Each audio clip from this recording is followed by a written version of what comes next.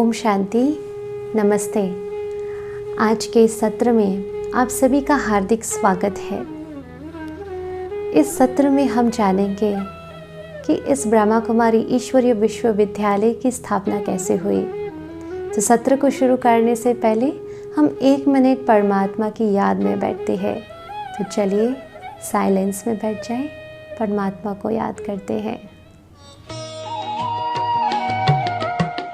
भारत की भूमि पर एक दिव्य पुरुष ने जन्म लिया। भारत की भूमि पर एक दिव्य पुरुष ने जन्म लिया। नवयुग का निर्माण कराने, का निर्माण कराने शिव ने जिनमें स्थान लिया। भारत की भूमि पर एक दिव्य पुरुष ने जन्म लिया। भारत की भूमि पर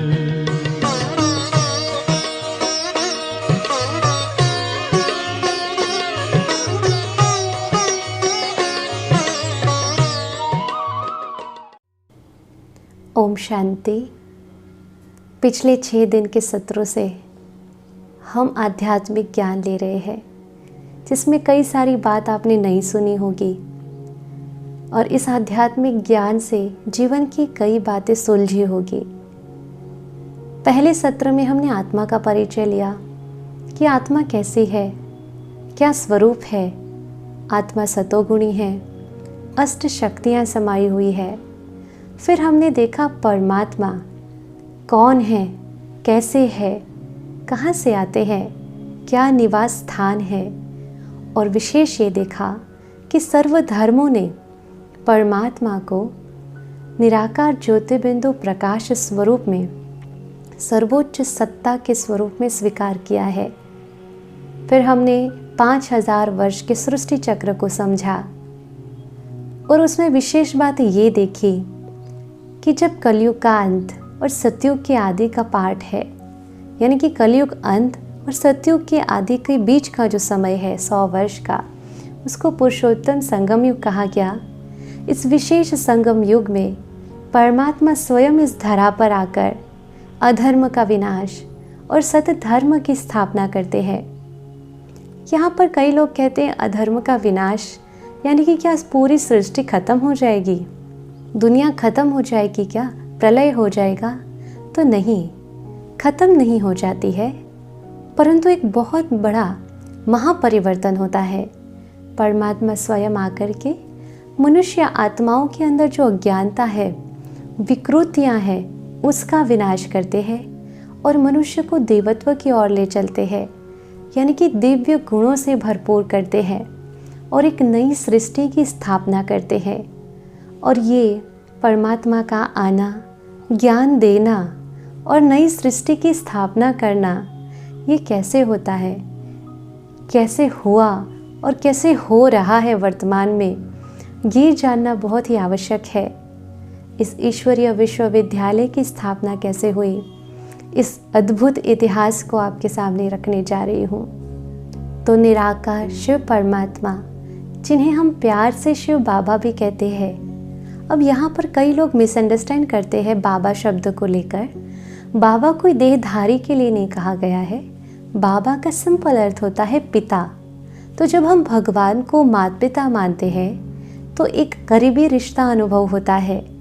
बाबा बोलने में भी प्यार उमड़ता है, इसलिए प्यार से हम शिव बाबा कहते हैं। तो शिव बाबा इस सृष्टि पर आते हैं संगम युग में और फिर हम बच्चों को ज्ञान देते हैं। जो ज्ञान आप 6 दिन से सुन रहे हैं, वो भी स्वयं परमात्मा ने दिया हुआ ज्ञान है, किसी भी मनुष्य देहधारी का नहीं है।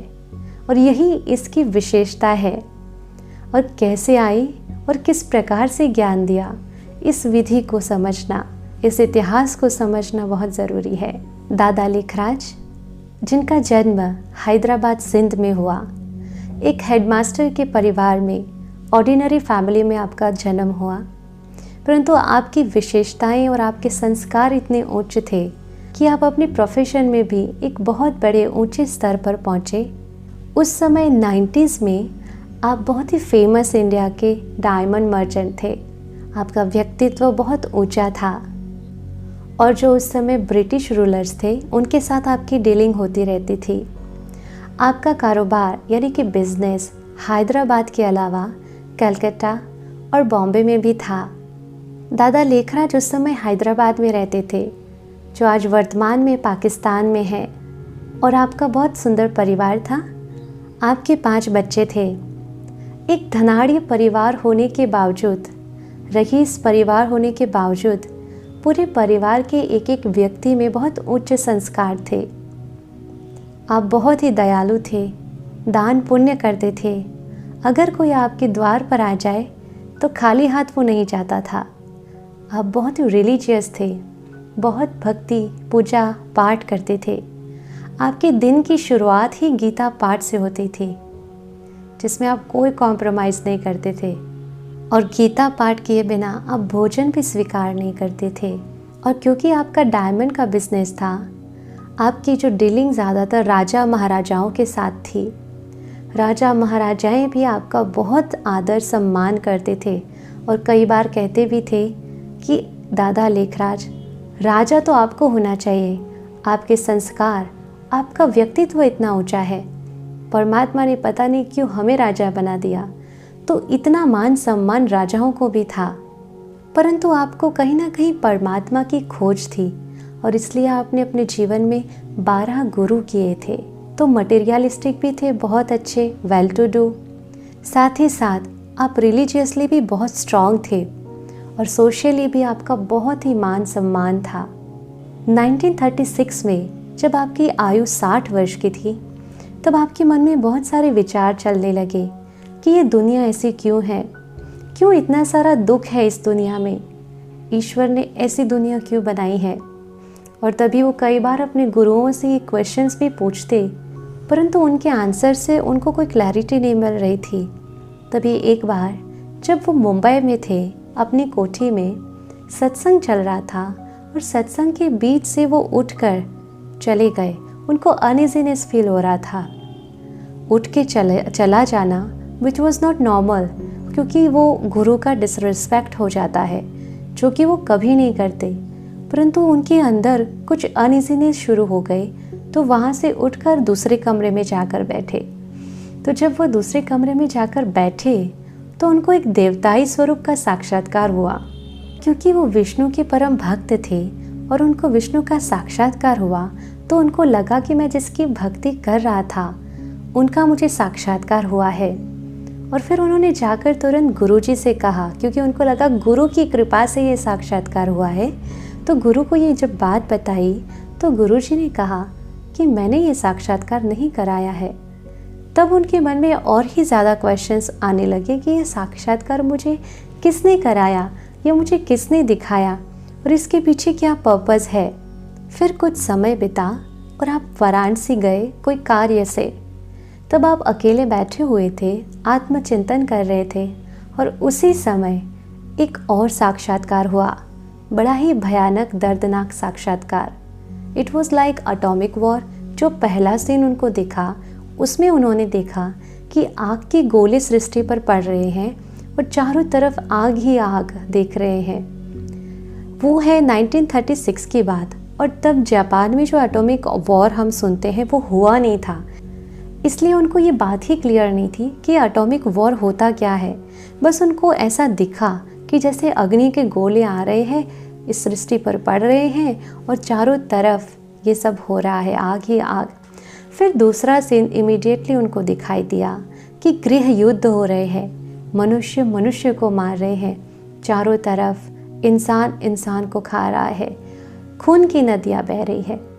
और सडनली तीसरा सीन उनको दिखा नेचुरल कैलेमिटीज़ का, कि प्रकृति के 5 तत्वों से इस सृष्टि का जैसे विनाश हो रहा है, चारों तरफ भूकंप, फ्लड, ये सब। तो ये इतना भयानक और दर्दनाक था कि वो जैसे डर गए। भले कुछ क्षण के लिए ही ये साक्षात्कार हुआ, परंतु डर गए और मन में बहुत सारे संकल्प चलने लगे कि ये हो क्या रहा है, ये कौन मुझे दिखा रहा है, क्या दुनिया की हालत ऐसे होने वाली है। ऐसे कई सवाल उनके अंदर चलने लगे। फिर कुछ समय बीत गया और फिर एक और उनको साक्षात्कार हुआ, एक बहुत ही सुंदर दुनिया का साक्षात्कार। खैर, उनको जो वो विनाश का साक्षात्कार हुआ था उससे धीरे धीरे वैराग्य तो आने लगा था, परंतु उसके बाद जैसे ही दूसरा साक्षात्कार हुआ, स्वर्ग जैसे दुनिया का साक्षात्कार, जिसमें उन्होंने ये देखा कि जैसे कि स्टार्स ऊपर से नीचे उतरकर इस पृथ्वी को टच हो रहे हैं और जैसे ही टच होते हैं तो एक देवताई स्वरूप में कन्वर्ट हो जाते हैं, एक दैवी स्वरूप में देखते हैं। यानी कि पूरी सृष्टि स्वर्ग जैसी है और इन सृष्टि में सारे देवी देवताएं हैं, प्रकृति भी सतो प्रधान है, चारों तरफ सुख, शांति और पवित्रता है। एक बहुत सुंदर सी दुनिया का उनको साक्षात्कार हुआ। खैर, वो देखने के बाद उनको बहुत अच्छा लगा, लेकिन क्लैरिटी नहीं थी कि ये सब हो क्या रहा है, कौन दिखा रहा है, क्योंकि पहले जो साक्षात्कार हुआ वो विनाश का हुआ, फिर अभी जो हुआ वो सतयुग का हुआ। तो कुछ समझ नहीं पा रहे थे, मन में बहुत सारे सवाल चल रहे थे। परंतु जब उनको ये सीन दिखाई दिया गोल्डन एज का, सतयुग का, तो जैसे कोई उनको ये प्रेरणा दे रहा है। उनको ऐसा लगा जैसे कि कोई प्रेरणा दे रहा था कि तुम्हें ये सतयुग की दुनिया बनानी है। अब उनको समझ नहीं आ रहा था कि मैं कैसे इसको बना सकता हूँ, और बनाऊँ तो कैसे बनाऊँ, मैं कैसे इस सृष्टि को बचा सकता हूँ। ऐसे ऐसे उनको मन के अंदर विचार चलना शुरू हो गए। धीरे धीरे उनको इन कारोबारों से, व्यवसाय से वैराग्य आना शुरू हो गया और उन्होंने सोचा, उनके मन में ये चलने लगा। खैर, क्लैरिटी नहीं थी, पता नहीं था कि ये कौन करा रहा है, कौन दिखा रहा है, परंतु उनके मन में ये आने लगा कि परमात्मा कुछ विशेष कार्य मेरे द्वारा कराना चाहते हैं। और इसलिए उन्होंने सोचा अपने बिजनेस को वाइंड अप करना और कारोबार को वाइंड अप करना। फिर वो ज़्यादातर समय खुद के साथ बिताने लगे, आत्मचिंतन में बिताने लगे, ध्यान में बैठने लगे। एक दिन क्या हुआ, जब वो अपने कमरे में बैठे हुए थे तो उनकी जो पुत्र वधू थी, जब वो उनके कमरे में गई तो उन्होंने देखा कि पूरा कमरा लाल लाइट से भरपूर है। It was not artificial light, but जैसे कि बहुत ब्राइट लाइट दिखाई दी और दादा के अंदर से तेज निकल रहा है।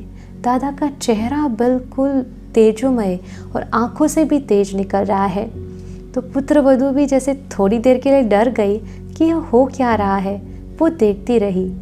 उतने में ही दादा लेखराज के मुख से 3 सेंटेंस निकले, 3 वाक्यों का उच्चारण हुआ कि निजानंद स्वरूपम शिवोहम शिवोहम, ज्ञान स्वरूपम शिवोहम शिवोहम, प्रकाश स्वरूपम शिवोहम शिवोहम, जिसका अर्थ बाद में समझ में आया।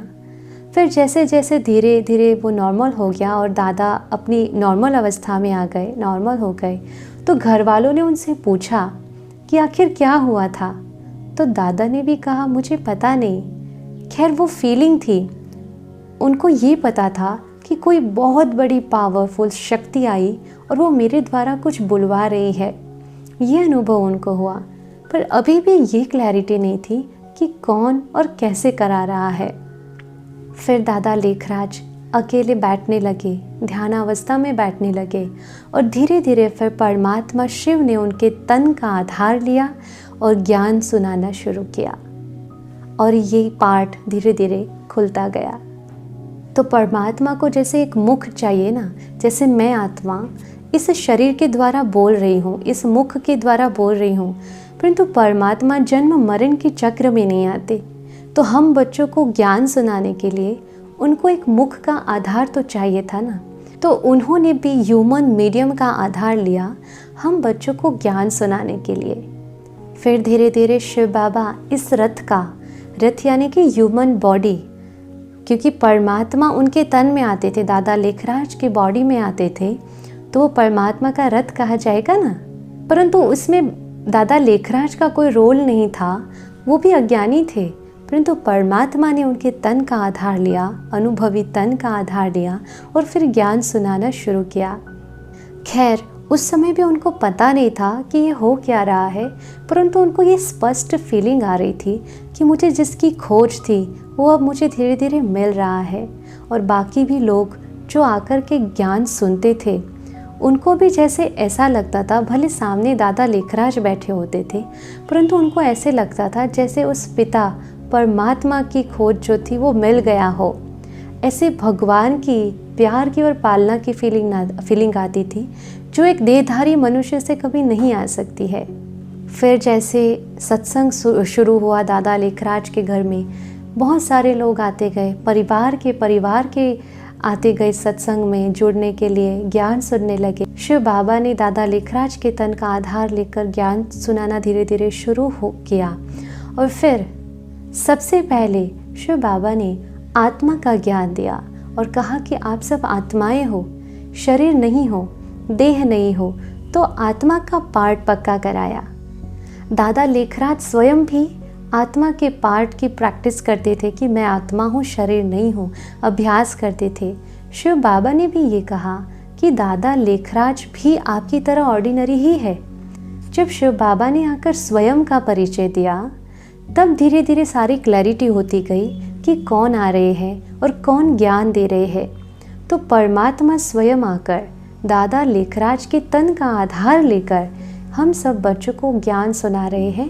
ये क्लैरिटी फिर धीरे धीरे आना शुरू हुई और शिव बाबा ने तब बहुत स्पष्ट किया कि ये दादा लेखराज भी आपकी तरह ऑर्डिनरी ही है, आपकी तरह ही पुरुषार्थी है। तो इनको याद नहीं करना है, याद तो निराकार शिव को करना है। ये सिर्फ और सिर्फ एक माध्यम है, तो मीडियम को याद नहीं करना है। ये बात शिव बाबा ने स्पष्ट की। फिर शिव बाबा ने समय के बारे में ज्ञान दिया कि आने वाले संसार का समय कैसा होगा, जो आज हम सब देख रहे हैं। वो बात थी 1937 की। उस समय ही इस समय का पूरा वर्णन परमात्मा शिव ने कर दिया था कि क्या होने वाला है, और ये भी बताया कि इसके बाद क्या होगा, यानी कि सतयुग की दुनिया कैसे आएगी और कैसे स्थापन होगी, यानी कि परमात्मा का आने का रोल क्या है और वो कैसे हम बच्चों के द्वारा इस कलयुगी दुनिया को सतयुगी बनाते हैं। ये बात भी स्पष्ट की। और ऐसे करते करते धीरे धीरे 350 350 भाई बहनों का एक संगठन तैयार हुआ, जिसमें ज़्यादातर बहनें थीं, भाई कम थे। उस समय बहनों को लेकर ऑर्थोडॉक्स मान्यताएं थी, बहुत ही ज़्यादा नारियों को आगे नहीं बढ़ने दिया जाता था, नारी का इतना सम्मान नहीं किया जाता था। परंतु परमात्मा के डायरेक्शन के अनुसार नारी शक्ति को आगे बढ़ाया गया, माताओं और बहनों को आगे बढ़ाया गया और उनके द्वारा परिवर्तन का कार्य कराया। तो परमात्मा ने नारी शक्ति को आगे बढ़ाया।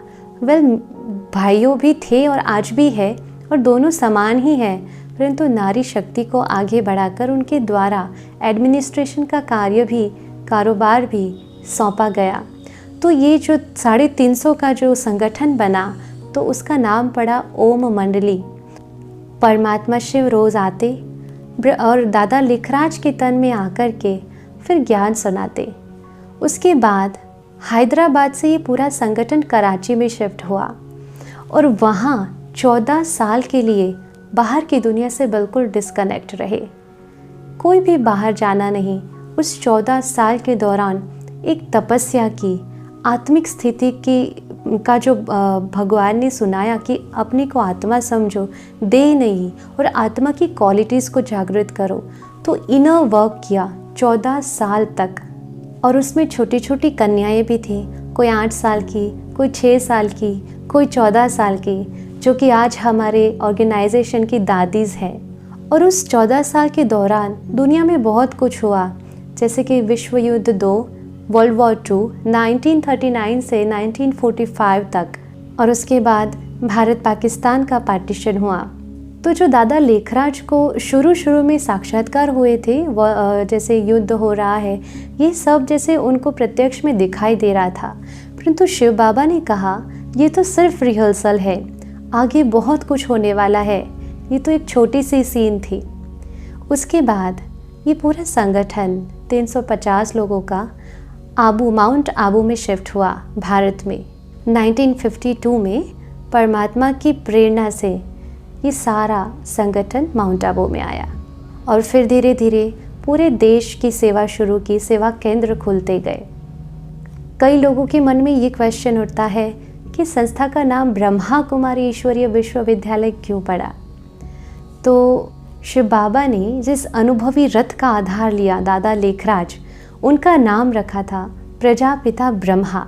जैसे हम शास्त्र में सुनते हैं कि भगवान ने ब्रह्मा के द्वारा नई सृष्टि की स्थापना की, तो शिव बाबा ने दादा लेखराज के द्वारा जो नई सृष्टि की रचना का कार्य कराया, तो नाम रखा प्रजापिता ब्रह्मा। और हम सब शिव बाबा के बच्चे हैं, परंतु हम सबको संभालने के लिए निमित्त बनाया दादा लेखराज को, यानी कि ब्रह्मा बाबा को। इसलिए नाम पड़ा ब्रह्मा कुमार कुमारियाँ, यानी कि ब्रह्मा के द्वारा जिन्होंने परमात्मा को जाना, उनको ब्रह्मा कुमार ब्रह्मा कुमारियाँ कहा गया। और क्योंकि एडमिनिस्ट्रेशन के कार्य में बहनों को आगे रखा गया, इसलिए संस्था के नाम में प्रजापिता ब्रह्मा कुमारी ईश्वरीय विश्वविद्यालय ब्रह्मा कुमारी नाम रखा गया। आज विश्व के लगभग 160 देश में ब्रह्मा कुमारीज ईश्वरीय विश्वविद्यालय के सेंटर्स हैं, सेवा केंद्र है, क्योंकि परमात्मा का डायरेक्शन था कि विश्व के एक एक आत्माओं को घर घर तक ये संदेश जाए कि परमात्मा इस धरा पर आ चुके हैं नई सृष्टि की स्थापना करने, सतयुगी सृष्टि की स्थापना करने, हम बच्चों के द्वारा कराने के लिए। ये परमात्मा का डायरेक्शन था। इसलिए जो 350 का जो ग्रुप था, वो धीरे धीरे धीरे देश में ईश्वरीय सेवा के लिए फैलता गया। फिर 18 जनवरी 1969 में ब्रह्मा बाबा ने शिव बाबा की श्रीमत पर चलकर अपने पुराने देह का त्याग किया और एंजेलिक स्टेज को प्राप्त किया। और उसके बाद शिव बाबा के डायरेक्शन से परम आदरणीय दादी प्रकाशमणि जी को विद्यालय के चीफ एडमिनिस्ट्रेटिव हेड घोषित किया गया। 2007 में दादी प्रकाशमणि जी ने भी अपना एंजेलिक स्टेज प्राप्त किया और पुराना देह त्याग किया। तो परम आदरणीय दादी जानकी जी को 2007 में ब्रह्मा कुमारीज के चीफ एडमिनिस्ट्रेटिव हेड घोषित किया गया, वो भी परमात्मा के डायरेक्शन के अनुसार। और आपने भी इसी साल 27 मार्च 2020 104 वर्ष की आयु में अपने पुराने देह को त्याग किया और एंजेलिक स्टेज प्राप्त किया। वर्तमान समय ब्रह्मा कुमारी ईश्वरीय विश्वविद्यालय के चीफ एडमिनिस्ट्रेटिव हेड आदरणीय दादी हृदय मोहिनी जी है। तो ब्रह्मा बाबा की अव्यक्त होने के बाद 1970 से विदेश सेवाएं भी शुरू हुई। सबसे पहले लंदन में शुरू हुई and till today it's international coordinating office. तो शिव बाबा ने आकर प्रजापिता ब्रह्मा के तन द्वारा हम बच्चों को ये आध्यात्मिक ज्ञान दिया, राज्यों का ज्ञान दिया और नई सृष्टि की रचना का कार्य दिया। ये राज्यों का जो ज्ञान है, ये किसी भी जाति या धर्म से कनेक्शन नहीं है। कोई भी जाति या कोई भी धर्म के व्यक्ति इस ज्ञान को प्राप्त कर सकते हैं और इसमें कोई कन्वर्ट होने की भी बात नहीं कि ये ज्ञान लिया तो कन्वर्ट हो जाएंगे। नहीं, अपने अपने धर्म में रहना है, परंतु इस आध्यात्मिक ज्ञान से अपने स्वधर्म की पहचान होती है और व्यक्ति अपने सत्य धर्म को पहचान लेता है कि my original religion is religion of love, religion of purity. इसलिए इस ज्ञान को कोई भी व्यक्ति, क्योंकि इस ज्ञान पर सबका अधिकार है, हम सब परमात्मा के बच्चे हैं और वो आया ही है हमारे लिए, तो कोई भी ज्ञाति, कोई भी जाति या कोई भी धर्म की आत्माएं इस ज्ञान को प्राप्त कर सकती है। तो आज हमने पूरी हिस्ट्री को जाना कि कैसे शिव बाबा इस धरा पर आते हैं, संगम युग में आते हैं, ब्रह्मा के तन का आधार लेते हैं, एक मीडियम ह्यूमन बॉडी का आधार लेते और हम बच्चों को ज्ञान सुनाते हैं। कई बार कई लोग ब्रह्मा बाबा का फ़ोटो देखकर समझते हैं कि शायद ये इनके गुरु या भगवान है, परंतु ये मिसअंडरस्टैंड है। इसको दूर करना है कि वो ना भगवान है, ना ब्रह्मा कुमारीज़ में कोई व्यक्ति विशेष की पूजा याचना या कुछ भी होता है। सिर्फ और सिर्फ परमात्मा शिव जो हम सबका पिता है उनको ही याद किया जाता है। He is just a role model. Brahma Baba जो है वो रोल मॉडल है कि जैसे उन्होंने पुरुषार्थ किया और अपने एंजेलिक स्टेज को प्राप्त किया, शिव बाबा की जो श्रीमत थी, ज्ञान था, उसके आधार से पुरुषार्थ करके अपने उस स्टेज को प्राप्त किया, तो उनके फ़ोटो को देखकर हमें बस ये प्रेरणा आती है कि हमें भी उनकी तरह उनके फुट स्टेप पर चलकर ऐसा बनना है। बाकी परमात्मा तो शिव बाबा है, ब्रह्मा बाबा एक आइडियल है हमारे लिए, तो वो ना गुरु है ना वो भगवान है। तो ये मिसअंडरस्टैंड नहीं करना, क्योंकि कई भाई बहन ये प्रश्न पूछते हैं कि क्या ये आपके गुरु है या भगवान है, परंतु हम सब आत्माओं के पिता शिव बाबा ब्रह्मा तन के आधार से हमें ज्ञान दिया, और क्योंकि ब्रह्मा बाबा ने एंजेलिक स्टेज को प्राप्त किया, इस स्मृति में उनका फ़ोटो रखा जाता है। बाकी याद तो हमें शिव बाबा को करना है। तो आप सभी भी इस परमात्मा के सत्य ज्ञान को पहचानिए, इस राजयोग के अभ्यास से अपने जीवन को श्रेष्ठ बनाइए, और परमात्मा जो अभी गुप्त कार्य कर रहे हैं महापरिवर्तन का, कलयुगी सृष्टि को सतयुगी सृष्टि बनाने का, जिसमें हम आत्माओं को ये कार्य दिया गया है, तो हम सबको मिलकर के स्व परिवर्तन से विश्व परिवर्तन करना है। मैं समझती हूँ आप सभी भी विश्व परिवर्तन में अपना सहयोग जरूर देंगे, और परमात्मा ने जो ब्रह्मा मुख के द्वारा जो ज्ञान सुनाया, जो रोज़ डायरेक्शन दिया, वो उसको हम रोज़ पढ़ते हैं, वो परमात्मा के महावाक्यों को हम रोज़ पढ़ते हैं। जितने भी ब्रह्मा कुमारी इसके सेंटर्स हैं, वो हर सेंटर पर सुबह सुबह परमात्मा का ज्ञान महावाक्यों को पढ़ा जाता है, और फिर उस महावाक्यों के डायरेक्शन के अनुसार चला जाता है, और इस महावाक्यों को कहा गया है मुरली। तो सुबह सुबह मुरली सुनते हैं, पूरा दिन उस ज्ञान का मंथन करते हैं, और परमात्मा ने क्या आज विशेष मुझे डायरेक्शन दिया है, उस डायरेक्शन के हिसाब से चलते हैं। तो हमें भी परमात्मा की भुजा बन करके इस सृष्टि परिवर्तन में सहयोग देना है। तो कल हम बात करेंगे what will be my role to transform this world in haven.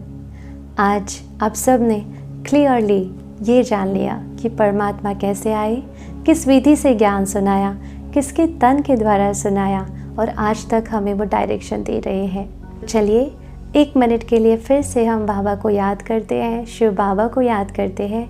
और अभी आप जो गीत सुनेंगे, वो गीत पूरी इस जीवन कहानी जो ब्रह्मा बाबा की थी, वो कहानी का वर्णन करता हुआ ये गीत जो हमने गाया है, वो आप सुनेंगे और दृश्य भी देखते जाएंगे। तो चलिए कुछ क्षणों के लिए साइलेंस में बैठते हैं और इस गीत को सुनते हैं और देखते हैं।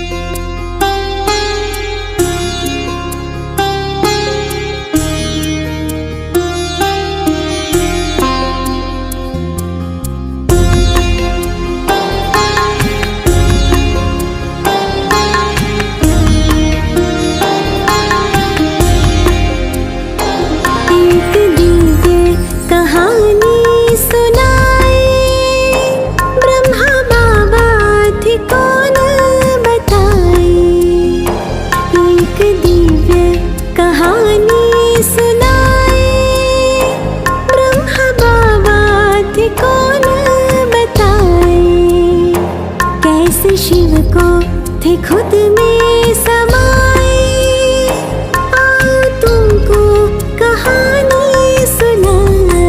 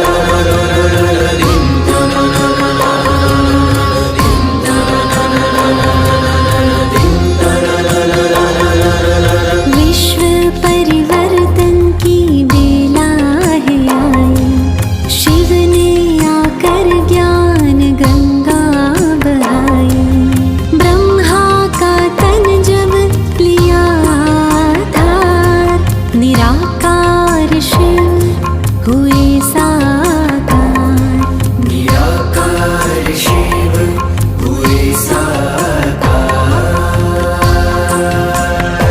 कौन है वो, कहाँ से है आए, सृष्टि चक्र का राज सुनाए। मातृशक्ति को आगे बढ़ाए, जो ब्रह्मा कुमारी कहलाए। स्वर्ग स्थापन करने शिव है आए, योग के मार्ग हमको बुलाए। आओ मानव से देव बन जाए, मिलके स्वर्ग धरा पर लाए, मिलके स्वर्ग धरा पर लाए, मिलके स्वर्ग धरा पर लाए। ओम शांति। तो आज के सत्र को यहाँ समाप्त करते हैं। कल फिर से मिलते हैं एक नए सत्र में और उसमें चर्चा करेंगे कि परमात्मा ने जो डायरेक्शन दिया है उस डायरेक्शन के हिसाब से मैं इस सृष्टि परिवर्तन में कैसे सहयोग कर सकता हूँ। Thank you so much. Om Shanti.